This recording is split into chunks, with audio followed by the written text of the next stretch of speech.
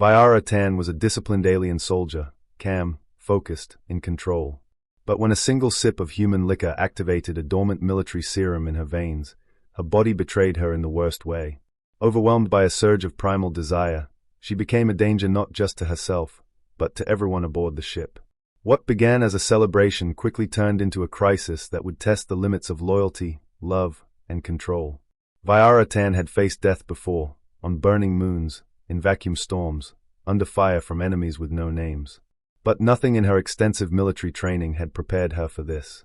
She awoke in the medbay, bathed in the clinical white glow of sterile lights, her breath ragged, skin flushed, body shaking, not from injury, but from a need that twisted inside her like molten steel. "What happened?" she croaked. Dr. Seamers, the ship's medic, looked up from his monitor. Human, mid-50s, graying at the temples, reliable as the ship's engine core, his expression was one of tired sympathy. "You passed out at the celebration last night," he said gently.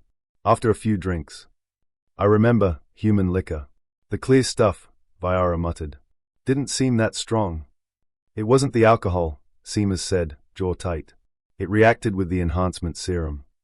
Vyara blinked, her third eye fluttering open, an evolutionary relic of her species, the Aurelians. The eye saw not light, but energy. And right now, Dr. Seamer's aura pulsed with tension. "I was never given any serum." "You weren't. But your drink was cross-contaminated.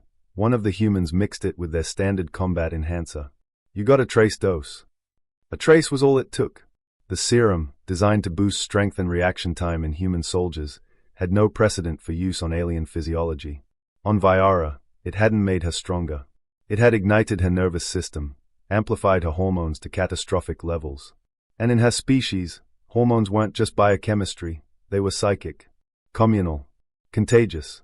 "I'm burning alive," she whispered. Dr. Seamers nodded grimly. "You're in a hyperarousal state.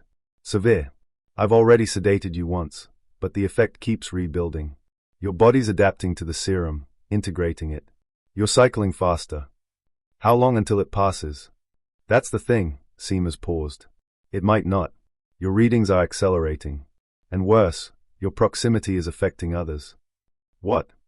Seamers turned the monitor.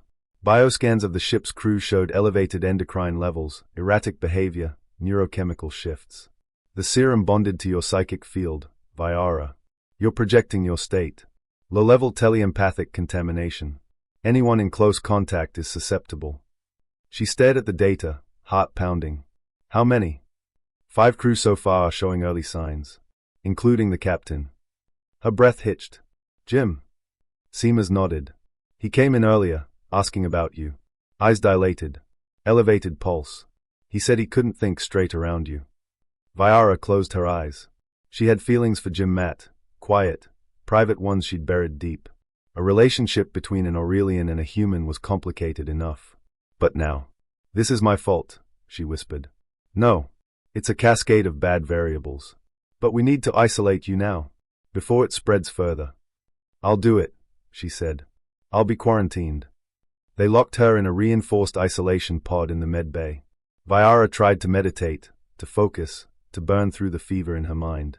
But the serum was relentless, turning every thought into fire, every memory of Jim into something hungrier, needier. A day passed. Then 2.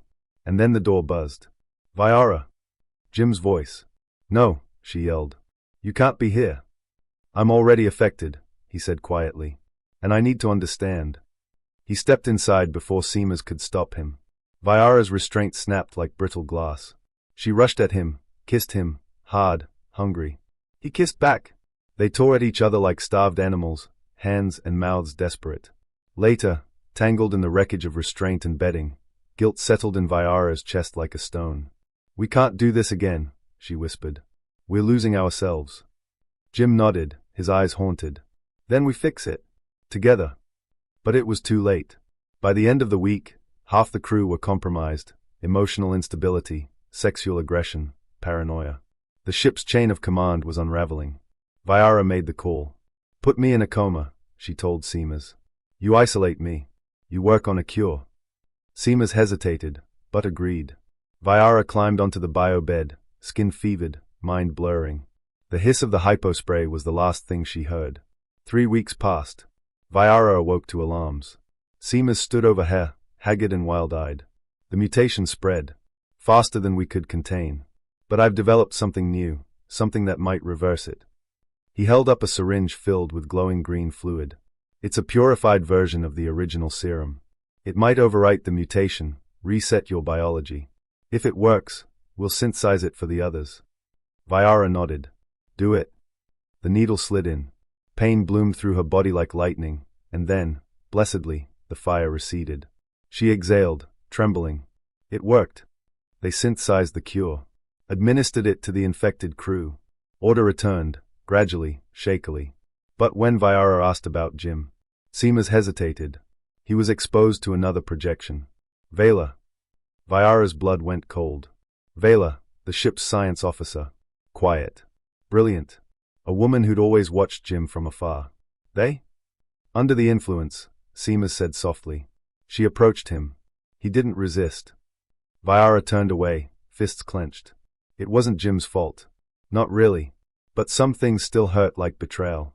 She found him later in his quarters. I'm sorry, he said immediately. For what happened. For what I let happen. You weren't yourself, she said.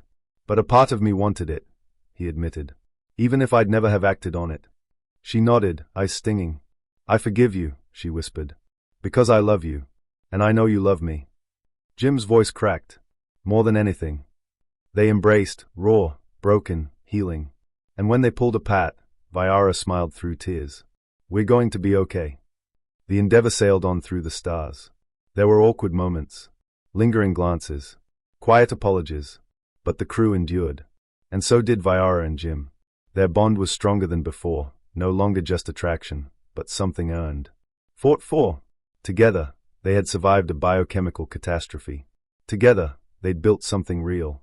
And as the universe stretched out before them, cold, vast, unknown, they held each other close, unshaken. Unbreakable,